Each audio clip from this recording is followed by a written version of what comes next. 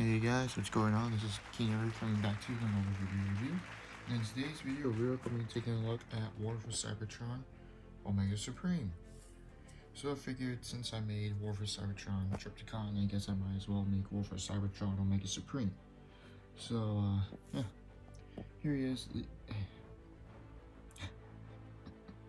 This transformation just makes me laugh. I mean, he's supposed to be in some sort of a spaceship, but I mean, just with this drill up front, it kind of looks more like a Cybertronian drill thing with like a giant engine thruster on the back. I don't know.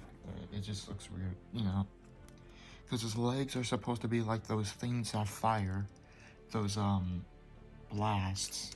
I should have them positioned the wrong way. They're supposed to be like this. Yeah, there we go. The feet are supposed to be positioned like that, but you know, just due to the way he looks more like a some sort of a Cybertronian drill, which you know he's not supposed to look like, but I mean, that's just the way he looks.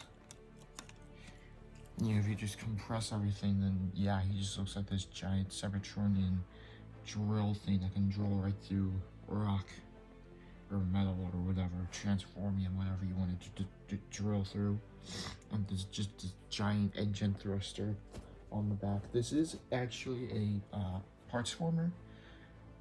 I can't recall if this is my first parts former that I've actually reviewed, but yeah, this is either like my first parts former or my second parts former. And yeah, parts former does kind of bother you, then sorry. I mean, it's a Lego Hero Factory Transformer, so what do you expect? And it's Omega Supreme, so he's kind of supposed to be a parts former anyway. He does have this little flame piece.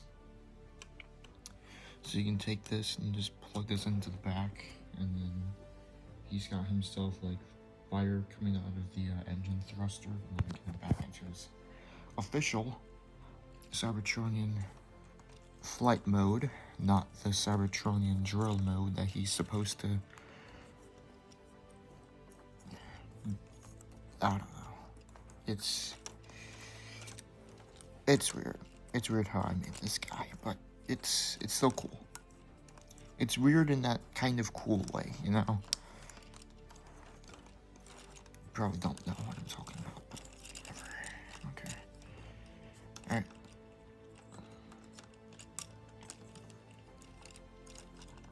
These bits right here, these things that come out of the back of the mode, these sections right here, these are supposed to represent the wings. So he's got like wings in his flight mode, so he can actually fly with wings. And yeah, it's supposed to represent the nose cone, and it can spin too. You know, this was supposed to represent like that missile launcher thing that he had in the game, but I don't know, just the piece that I used to represent it, it just makes it look more like a drill piece rather than an actual nose cone or a cannon or a blaster or something like that, you know. So wasn't really replicated all that well. But I guess now it's on to his transformation. So you just want to remove this flame piece right here. Here comes the slightly tricky part. You want to take the pieces that will become his arms, and you just want to remove them from the ball joints. So this is going to become his cannon arm. Just off to the side, and then this arm right here. So remove these sections out of the way. This arm that runs all the way through its back. This will become the claw arm. Just want to remove it and remove the friction adder joint too.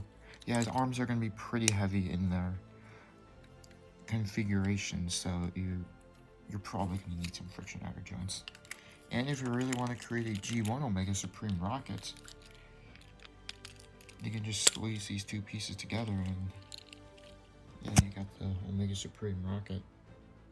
If you really wanted to. But you're not really allowed to do that. Alright, let's just get started. And yes, I will explain the headpiece in the robot mode, so just let me transform this guy. Alright. You want to fold down the legs, just get the wings out of the way. Fold down the legs. Then you want to rotate the feet. Straighten out and rotate the feet. And there he is. There's the legs. You want to rotate the head. These sections, you just want to fold these down around his body. Come back here to the wings. You just want to fold them up, and they'll just come up against his back. Like so. Now the arms. These sections. This arm, the smaller one. Let's just get this out of the way first. This arm goes onto the right. Or no, I'm sorry, the left. And the giant claw. The giant claw is the one that goes onto the right. There we go. And you do actually want to position it in a certain way. So this arm goes on like this. And then the last thing you want to do, you want to come up in here. You can see, just by the way I made his arm, his hand. You can see that little, I'm going to try to point to it. This little light piece right there. That gray piece right there that my finger is on. That piece is supposed to be facing towards the bottom. So you'll just want to take his claw. And you just want to rotate the claw till that dark gray piece is facing towards the bottom. And just kind of straighten everything out. And yeah. Here is a very small Omega Supreme figure in his robot mode. And if I can get him to stand, there we go. Yeah, you kind of want to spread his legs apart a little bit to get him to stand. Yeah, he's a bit on the shorter side. Here he is next to Megatron. If I can get him to stand too. Jeez, they don't want to stand. So there he is next to Cybertron.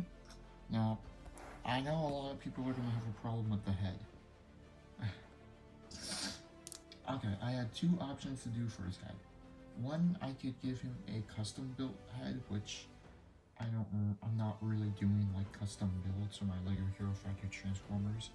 You know, I'm not taking like custom pieces I have just laying around my house and just gluing them together to create a custom head for a Lego Transformer figure. And besides, I'm not really all that artistic, so it really wouldn't end up looking like Omega Supreme's head from Morpho Cybertron anyway. So, yeah, sorry. Besides, this head, I mean, despite it being a very bright color, it is pretty accurate to the way his head looks with those tubes running through it. I mean, he did have tubes built into his head in the video game, so it's really not all that bad, despite it being a bit of an eyesore. You know, I mean, it's not terrible, so trust me, it's not the worst head I could have used. All right, it really isn't. Just kind of fix him up a little bit here, and then yeah, if you really wanted to, you can open up his claw here, and you can give him this giant flame piece, so he's shooting fire out of his hand, like a little flamethrower or something. And yeah, I mean, that's really all that he has in terms of accessories. I would do a comparison with him and Trypticon, but he is transformed into his ship mode, so I can't really show that off too well. Maybe I will. No, never mind. It's fine. Anyways, that's pretty much it for this video review, so yeah, make sure to like, comment, subscribe, share, and recommend my videos to the others who may enjoy my content. And I will see you in the next video. This is Keen Eric saying, peace out.